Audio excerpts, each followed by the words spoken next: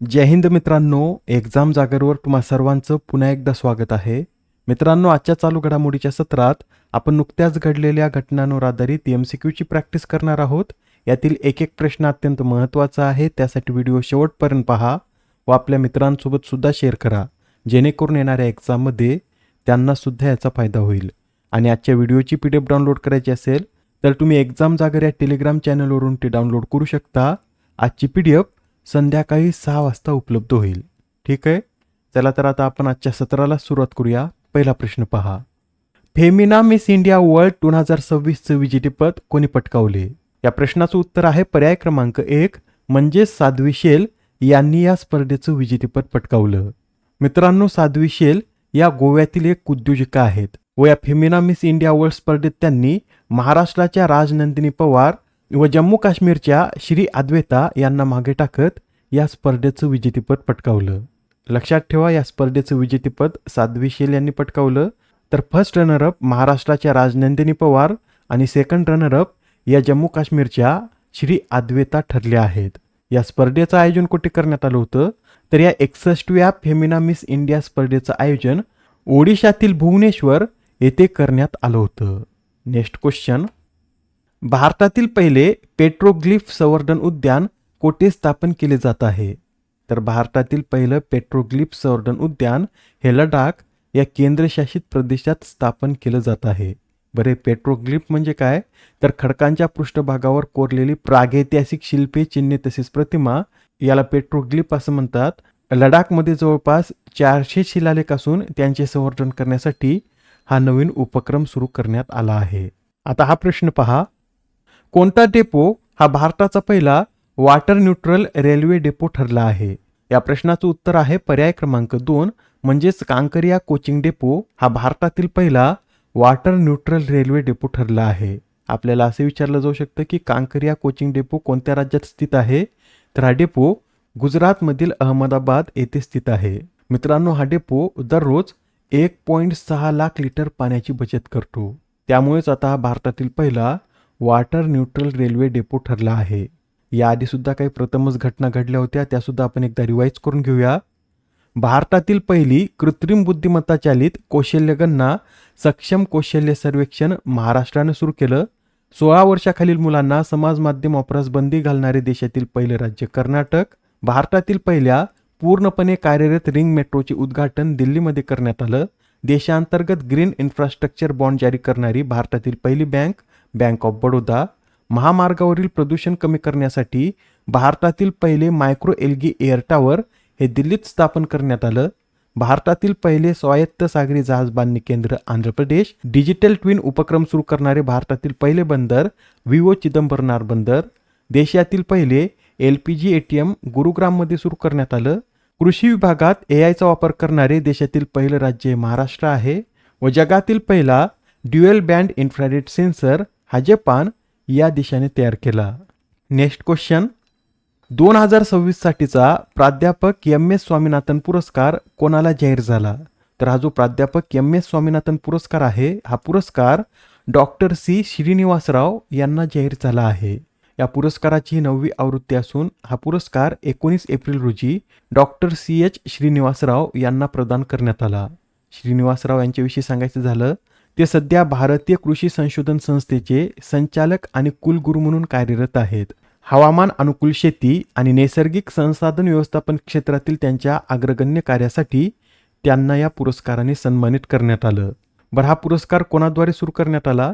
तर सेवानिवृत्त ICR कर्मचारी संघटनेने नुझीविडू सीड लिमिटेडच्या सहकार्याने हा पुरस्कार सुरू केलेला आहे. आता हा प्रश्न पहा. संयुक्त राष्ट्राच्या नव्या अहवालानुसार भारताच्या अर्थव्यवस्थेचा 2026 वर्षाचा विकास दर किती टक्के असेल? तर संयुक्त राष्ट्राच्या नव्या अहवालानुसार भारताच्या अर्थव्यवस्थेचा आर्थिक विकास दर हा 6.4% इतका असेल. या असंच हा दर 2027 मध्ये 6.6% वाढण्याची शक्यता या रिपोर्टमध्ये वर्तवण्यात आली. हा रिपोर्ट कोणाद्वारे प्रकाशित करण्यात आला? तर आशिया आणि पॅसिफिक क्षेत्रासाठी संयुक्त राष्ट्राच्या आर्थिक आणि सामाजिक आयोगाद्वारे हा अहवाल प्रकाशित करण्यात आला. Next question. ऑस्कर श्मिट यांचे नुकतेच वयाच्या 68व्या वर्षी निधन झाले, तर ते कोणत्या खेळाशी संबंधित होते? या प्रश्नाचं उत्तर आहे पर्याय क्रमांक 3, म्हणजेच ते बास्केटबॉल या खेळाशी संबंधित होते. मित्रांनो, ऑस्कर स्मिथ हे बास्केटबॉलच्या इतिहासातील सर्वाधिक गुण मिळवणाऱ्या खेळाडूंपैकी एक आहेत व ते कोणत्या देशाचे खेळाडू आहेत, तर ते ब्राझील या देशाचे खेळाडू आहेत.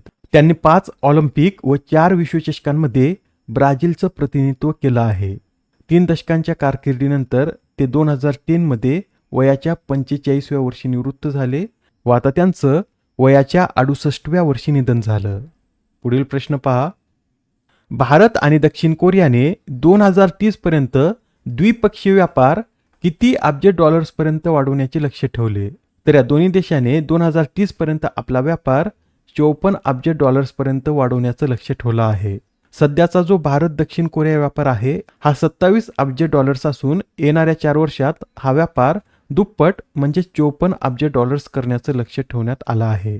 मित्रांनो, सध्या दक्षिण कोरियाचे राष्ट्राध्यक्ष ली जे-म्यूंग हे भारत भेटीवर आले आहेत व या दरम्यानच ही घोषणा करण्यात आली असून यासच या दोन्ही देशादरम्यान 16 सामंजस्य करार देखील करण्यात आले आहेत. पुढील प्रश्न. हर्बालाइफ इंडियाने वनस्पती पेशी किण्वनावरील भारतातील पहिले उत्कृष्टता केंद्र स्थापन करण्यासाठी कोणत्या संस्थेसोबत सामंजस्य करार केला? तर हा जो करार आहे हा करार हर्बालाइफ इंडियाने IIT मद्रास बरोबर केला आहे. आपल्याला असे विचारलं जाऊ शकतं, भारतातील पहिलं वनस्पती पेशी किण्वनावरील उत्कृष्टता केंद्र कोणत्या राज्यात स्थापन करण्यात येत आहे? तर हे केंद्र तामिळनाडू या राज्यात स्थापन करण्यात येत आहे. तामिळनाडूमध्ये कुठे? तर तामिळनाडूमधील IIT मद्रास येथे हे केंद्र स्थापन करण्यात आलं आहे. Next question. कोणत्या राज्याने खासी गारो यांना अधिकृत राज्यभाषा म्हणून मान्यता दिली? तर नुकतेच आता मेघालय या राज्याने खासी गारो यांना अधिकृत राज्यभाषा म्हणून मान्यता दिली आहे. मित्रांनो, मेघालय मंत्रिमंडळाने 16 एप्रिल रोजी मेघालय अधिकृत भाषा अध्यादेश मंजूर केला व यानुसार इंग्रजीसह खासी आणि गारो भाषांना राज्याच्या अधिकृत भाषांचा पूर्ण दर्जा देण्यात आला आहे. मेघालय राज्याविषयी सांगायचे झालं तर या राज्याची स्थापना 1972 मध्ये करण्यात आली व स्थापनेनुसार हे भारतातील 21वे राज्य आहे. पर मेघालय या राज्याच्या सीमा किती देशाशी संलग्न आहेत? तर मेघालय या राज्याच्या सीमा बांगलादेश या एकाच देशाशी संलग्न आहेत. मित्रांनो, सध्या मेघालयचे राज्यपाल हे CS विजयशंकर असून सध्या मुख्यमंत्री हे कॉनरॅड संगमा आहेत व या राज्यामध्ये बालपक्रम नॅशनल पार्क व नोकरेक नॅशनल पार्क हे 2च नॅशनल पार्क आहेत. आजच्या सत्रामधील शेवटचा प्रश्न पहा. दरवर्षी जागतिक सर्जनशीलता आणि नवोन्मेष दिन कधी साजरा केला जातो?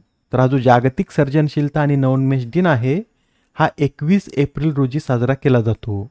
यंदाची या दिनाची theme harnessing creativity for global progress ही आहे. या आधीच्या सत्रात तुमच्यासाठीचा प्रश्न होता, पहिल्या ICC महिला T20 आंतरराष्ट्रीय चॅलेंजर ट्रॉफीचं आयोजन कोणत्या देशात करण्यात आले? या प्रश्नाचं उत्तर आहे पर्याय क्रमांक 3, म्हणजे रवांडा या देशात या स्पर्धेचं आयोजन करण्यात आलं व या स्पर्धेत किती देश सहभागी आहेत? तर या स्पर्धेत रवांडा, इटली, नेपाळ, अमेरिका आणि वानुआतू हे 5 संघ सहभागी आहेत. आजच्या सत्रामधील तुमच्यासाठीचा प्रश्न पहा.